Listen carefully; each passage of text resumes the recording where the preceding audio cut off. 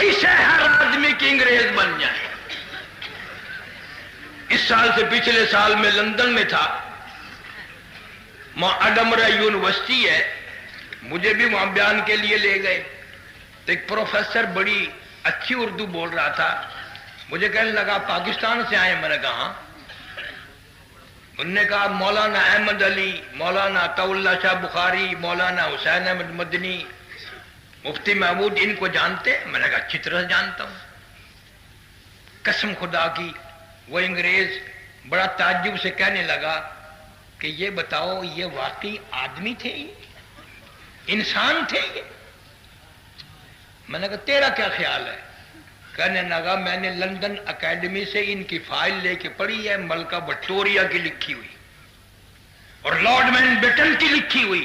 میرا یہ خیال ہے کہ یہ آدمی نہیں تھے، یہ وہ پہاڑ تھے جن کی چوٹی کوئی سر نہیں کر سکا.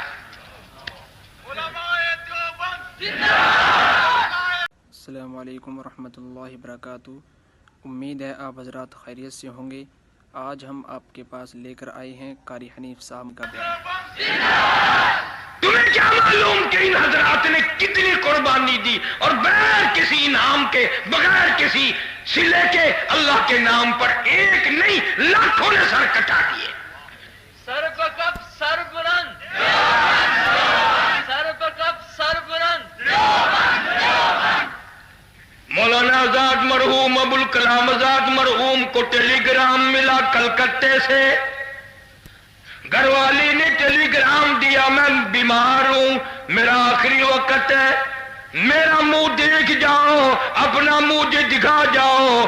بڑا اشتیاق ہے، بڑی تمنا ہے، آخری وقت ہے، مل جاؤ.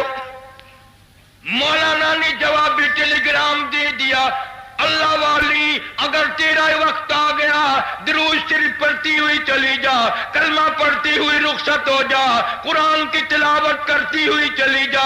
تجھ سے ملنے کے لیے میں انگریز جیسے ظالم سے ضمانت کی بھیک مانگنے کو تیار نہیں. تو اللہ اللہ کرتی ہوئی چلی جا، استغفار کرتی ہوئی رخصت ہو جا. انشاءاللہ کل میری تیری حوض کوثر پہ ملاقات ہوگی. مولانا حسین احمد مدنی رحمت اللہ علیہ کو خبر دی گئی تیری والدہ کا انتقال ہو گیا. جیل میں رہتے رہتے 11 جنازے گھر سے اٹھے. اطلاع دی گئی ماں کا منہ دیکھ لو، جنازے کو کندھا دے لو. مولانا نے جواب یہی دیا، میری ماں کے اللہ مغفرت فرمائے، درجے بلند فرمائے. ماں کے جنازے کو کندھا دینے کے لیے انگریز کمینے سے میں ضمانت کی بھیک مانگنے کو تیار نہیں.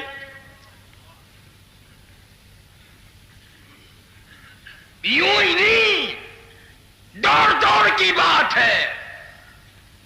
میں اس جوان کا تذکرہ کر رہا ہوں جس نے روزہ اقدس صلی اللہ علیہ وسلم کی جالیوں کی چھاؤں میں بیٹھ کر 18 برس پیغمبر صلی اللہ علیہ وسلم کی حدیث پاک پڑھائی.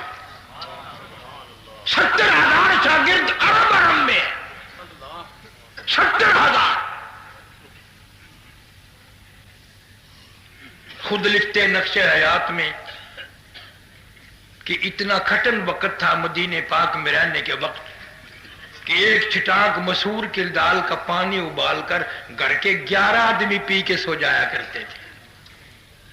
اور کبھی کبھی بیوی بچے بھوک سے تڑپ اٹھتے.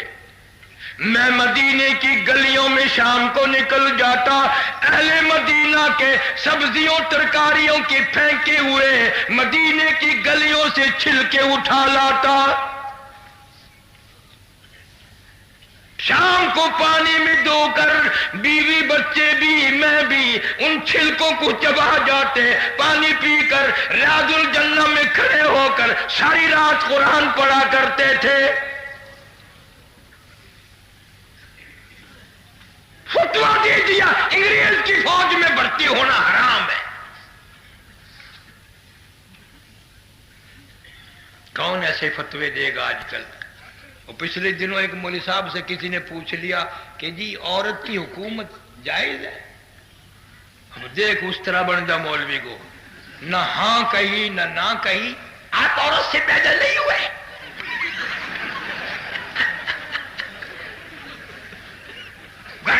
बेटी औरत नहीं है, सबको निकाल दिया हमने।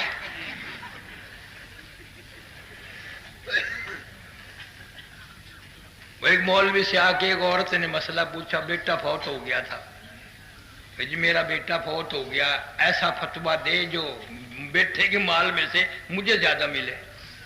उसने कहा 100 रुपए लगेंगे। उन्होंने कहा मैं ला दूंगी, पक्का फतवा दे कुरान में से। उन्होंने कहा हाँ कुरान में से दूंगा।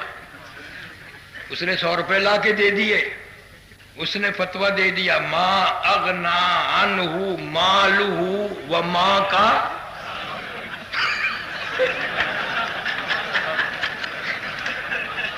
सारा माल माँ का है।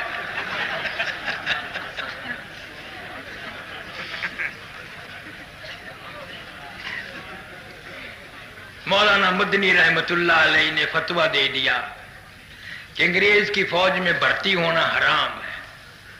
यहाँ कराची में खालिक दीन हाल में अदालत लगी, अंग्रेज शीशन बैठा, मौलाना को तलब किया गया, मौलाना तशरीफ ले आए।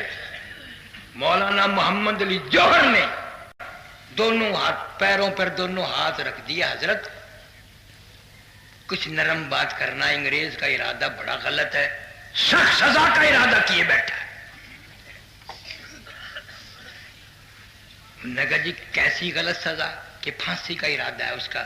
तो फरमाया मैंने फतवा दिया था फांसी दे, मैं खुद पसंद करता हूं फांसी चढ़ जाने को, मैं नहीं डरता। तुम होते ये मैं कारी हनीफ होता ना उस अदालत में। और जी तुसी मेरे फतवे का मतलब ही नहीं समझा।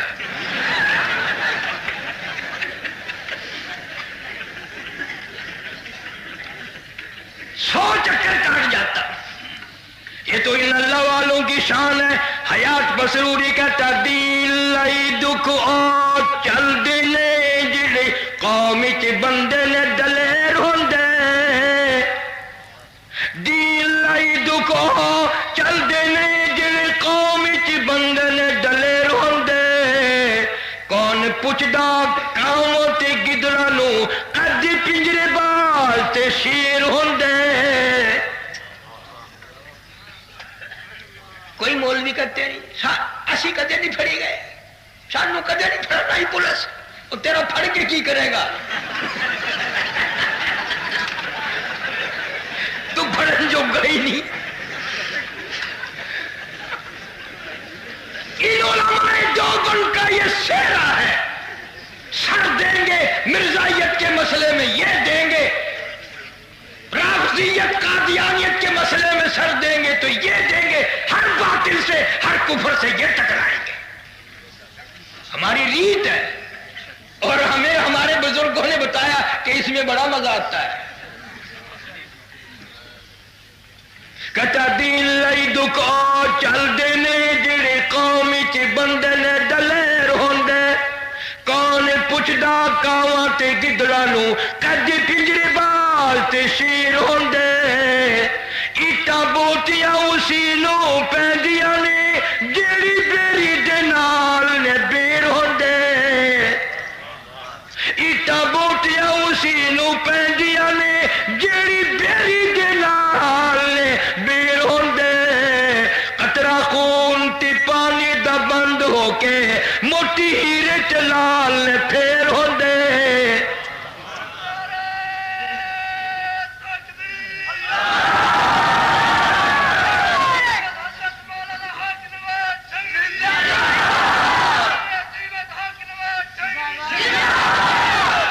अल्लाह अल्लाह।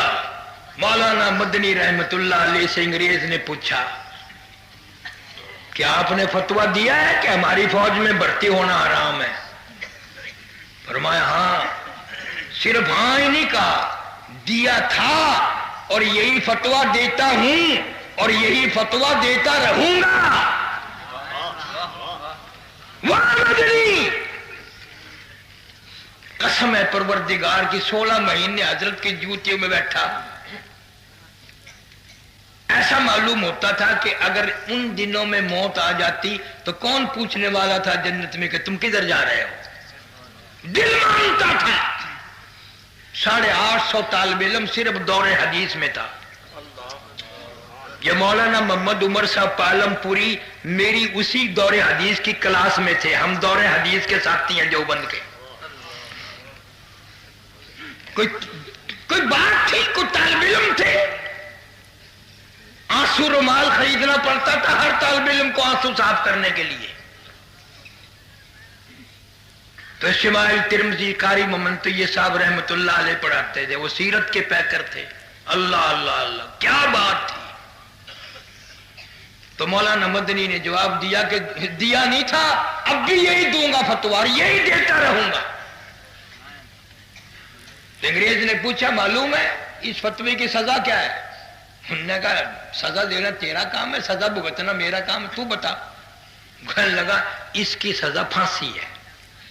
تو مولانا نے یوں کپڑا بغل میں سے نکال کے میز پہ رکھ دیا. فرمایا یہ کیا؟ کہ فرمایا الحمدللہ میں دیوبند سے کفن ساتھ لے کے آیا ہوں. نعرہ تکبیر، نعرہ دیوبند، سر بلند.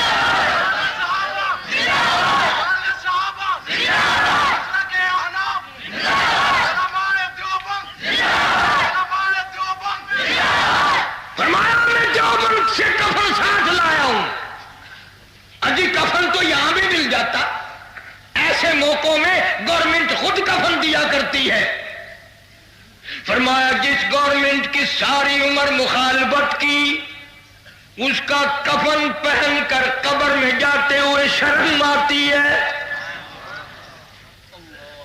انگریز کے بنائے ہوئے کپڑے کو میں نے ساری زندگی استعمال نہیں کیا، انگریز کا کفن پہن کر قبر میں جانا بھی میں پسند نہیں کرتا. اب تو ماننا کرو گے کچھ باتیں. فرمانے لگے نہیں نہیں، ہری ہے شاخ تمنا، ہری ہے شاخ تمنا، ابھی جلی تو نہیں، اور جگر کی آگ دبی تو ہے، بجھی تو نہیں. جفا کی تیغ سے گردن وفا شعاروں کی کٹی ہے برسر میدان، مگر جھکی تو نہیں. نعرہ تکبیر، نعرہ دیوبند، سر بلند. نعرہ تکبیر. انگریز کے دور میں مولانا یحییٰ علی پٹنہ والے بزرگ ہیں علماء دیوبند میں سے، گرفتار کر لیے، کیس چلایا بغاوت کا، پھانسی کا حکم ہو گیا، کوٹڑی میں بند کر دیا پھانسی کی. سپرڈنٹ جیل نے گورنمنٹ برطانیہ کو، انگریز کو خبر دی کہ یہ کوٹڑی جو ہے پھانسی کی، اس میں تو لوگ مر جایا کرتے ہیں، نیم مردہ ہو جاتے ہیں، رنگ پیلے پڑ جاتے ہیں، لیکن یہ مولوی جب سے اس کوٹڑی میں ہم اس کو لائے ہیں پھانسی والی میں، اس کا روز بروز وزن بڑھ رہا ہے، اس کے چہرے پہ نکھار آ رہا ہے، اس کا حسن دوبالا ہو رہا ہے، اس کا ڈاکٹری معائنہ روز کراتا ہوں، میں نہیں سمجھ سکا کیا وجہ ہے. آخری انگریز گورنمنٹ کی ٹیم آئی اور مولانا کو باہر نکالا اور نکال کے پوچھا کہ مولانا ہمارے ڈاکٹر بھی عاجز ہیں، یہ روز ایک شیر آپ کا وزن بڑھ جاتا ہے، یہ تو ایسی جگہ ہے جہاں بڑوں بڑوں کے وزن کم ہو جاتے ہیں، کئی تو پہلے ہی مر جاتے ہیں، یوں ہی قانون لٹکانے پڑتے ہیں، پیلا رنگ ہو جاتا ہے. اور آپ کے چہرے پہ ماشاءاللہ رونق آ رہی ہے، نکھار آ رہا ہے، چہرے پہ رونق دوبارہ ہو رہی ہے، کیا وجہ ہے؟ مولانا نے فرمایا اصل وجہ بتاؤں؟ کہ ہاں بتاؤ. کہ میں جب سے قرآن پڑھنے لگا ہوں نا، اور جب سے یہ ایت پڑھی ہے، مجھے شہادت کا بڑا شوق ہے. جب سے تم یہاں پھانسی کوٹڑی میں لائے ہو میں خوش ہو رہا ہوں. آج شہید ہوں گا، آج اللہ کی حضور میں حاضر ہوں گا، آج محمد کریم صلی اللہ علیہ وسلم کا دیدار کروں گا، آج صحابہ کرام کی ملاقات کروں گا، تو مجھے تو خوشی ہو رہی ہے ایسی جیسی شادی کی خوشی ہوتی ہے. और कहने लगा वला तक़ूलू लिमन युक़तलु फी सबीलिल्लाह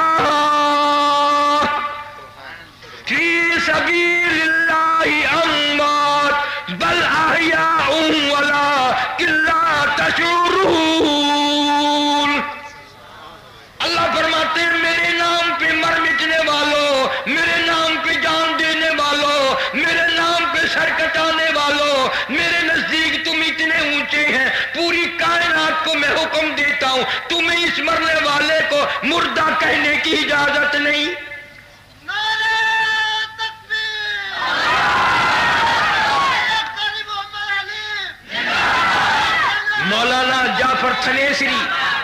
मौलाना जाफर थनेसरी सारे कह दो रहमतुल्लाह अलैह। मेरी राजपूत बिरादरी का जवान है, जिला करनाल तहसील थरेसर का जिम्मेदार है बड़ा। मौलाना महमूदुल हसन हजरत शेखुल हिंद रहमतुल्लाह अलैह के हाथ पे बैठ कर बैठा। अल्लाह अल्लाह, अंग्रेजों को पता चल नहीं था। आजकल तो मुरीद इसलिए बनते हैं लोग कि हजरत से असल तो खिलाफत मारूंगा, असल तो हजरत से खिलाफत मारूंगा, वरना माल की आमद में तो हिस्सेदार बनूंगा ही। पहले जमाने में लोग बुजुर्गों की जियारत के लिए जाया करते थे, बड़ा बड़ा सफर करके मिलने के लिए जाते थे, मसाइल मालूम करने जाते थे। अब पीर साहब का खुद खत आता है कि मुझे दौरा उठा हुआ है, फला दिन फला तारीख में मैं तेरे दरवाजे पे हो रहा हूं, जूते तैयार रखना।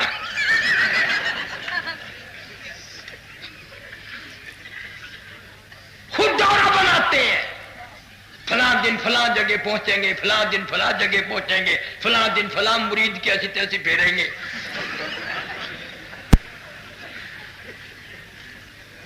राजपूत बिरादरी का जवान, हमारी बिरादरी में या तो कोई इधर लगता नहीं, जो लगता है ना फिर लो लंगर होता है। हाँ, मौलाना अब्दुल कादिर साहब सब कह दो रहमतुल्लाह अलैह। तुम्हें पता भी नहीं मैं कितने बड़े आदमी का नाम ले गया। मैंने उस जवान का नाम लिया है जो अताउल्लाह शाह बुखारी मरहूम का भी पीर था। मौलाना हबीबुल्लाह, मौलाना अब्दुल्ला, हजारों, मौलाना मोहम्मद अली जलंधरी, सारों का पीर था मौलाना अब्दुल कादिर साहब रायपुरी रहमतुल्लाह अलैह। इतना बड़ा वली खुद लिखते हैं कि जब मां ये जिला सरगोदे में ढूढ़िया की जगह है, यहाँ के रहने वाले थे, तो अल्लाह अल्लाह सीखने के लिए मौलाना अब्दुल रहीम साहब रायपुरी रहमतुल्लाह अलैह के यहाँ पहुंचे। न वहां खाने का इंतजाम, न पकाने का इंतजाम। खुद लिखते हैं कि एक मुरीद मकई का आटा यूं ही तवे पे गरम सा करे और दे दे। एक दिन मैंने कहा ये यार पका तो दिया कर। कहने लगा चल बे, तुझे किसी ने बुलाया? तेरा क्या ख्याल है ससुराल में आया हुआ है? फरमाते हैं मैं ना बोला, वो कच्चा आटा ही भागा, 7 बरस गुजर गए।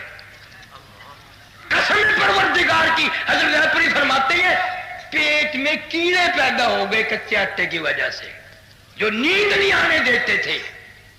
7 बरस तक यूं ही कच्चा आटा भागा। वो कई मेरे पास आ जाते हैं, अब जी वो जरा कुछ आपसे फैज लेना चाहता हूं। एक दिन वो भी आया था तुम्हारा पीर सिपाही, पीर सिपाही।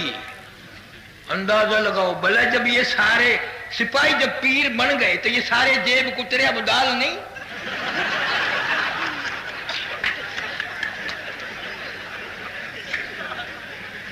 पीर सिपाही, और मैं नाम नहीं लेता, बड़े बड़े मौलानाओं की औरतें गई दम कराने, देवबंदियों की या हदीसों की, और दूसरे तो थे ही मुश्तरका खाता।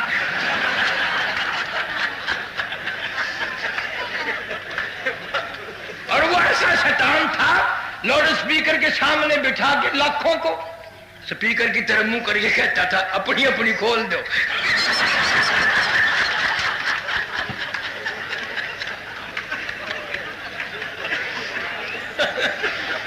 جس کا قوم کے پیر سپاہی بن جائے اس قوم کا پھر یہی حال ہونا. مولانا عبد القادر صاحب رائے پوری رحمت اللہ علیہ لکھتے ہیں اتنی غربت تھی اس نے بہت پرانا کوڑی پہ پھینک دیا باہر.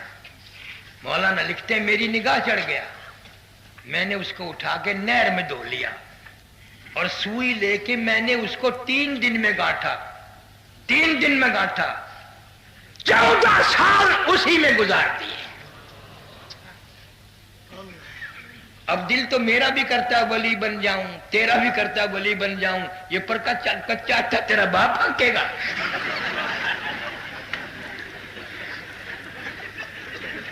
اتنا آسان نہیں ہے جتنا ہم نے سمجھا ہوا ہے. کون 14 برس پھٹے ہوئے کمبل میں گزارے گا؟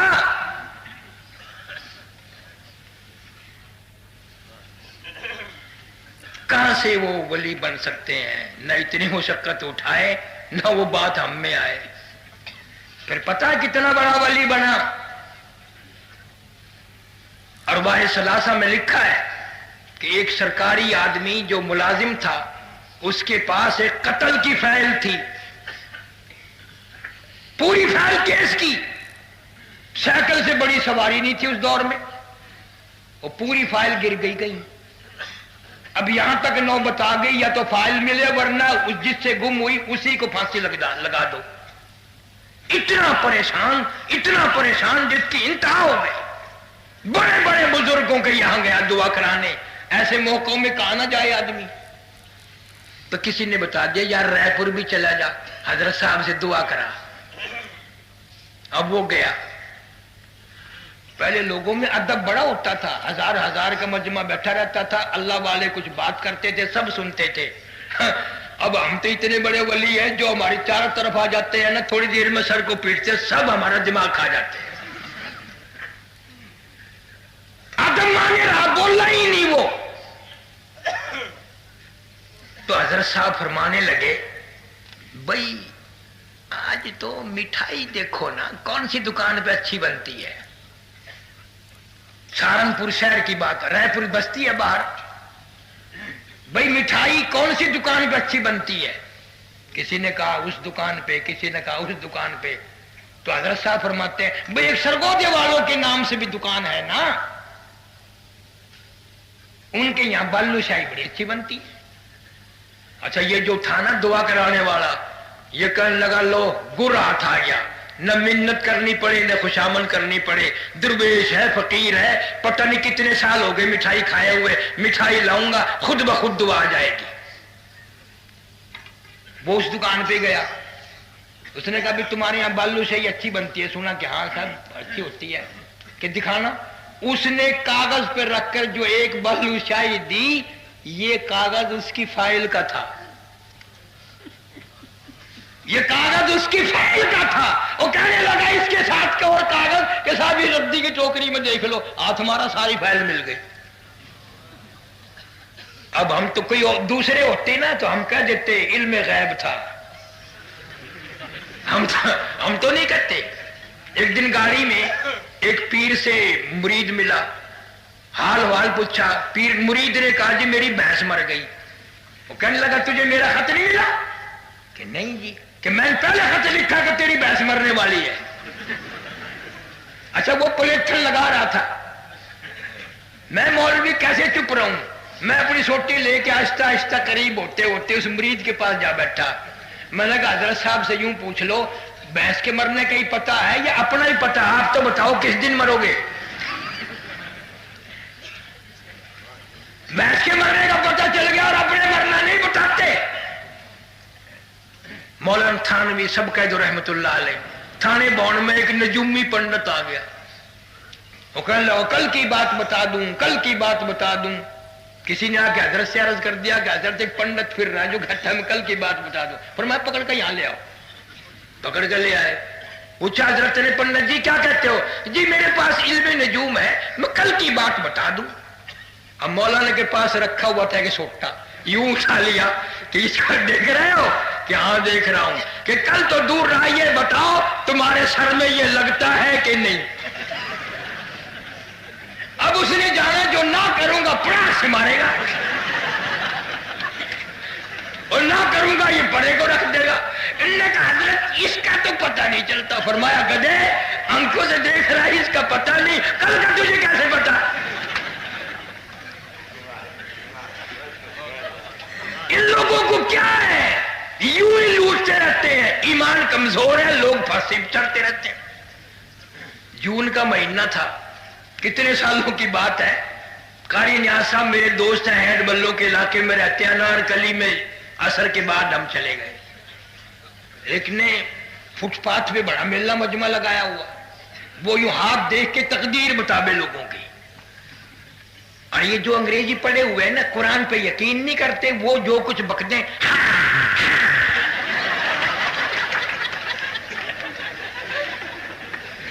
बड़े बड़े लिखे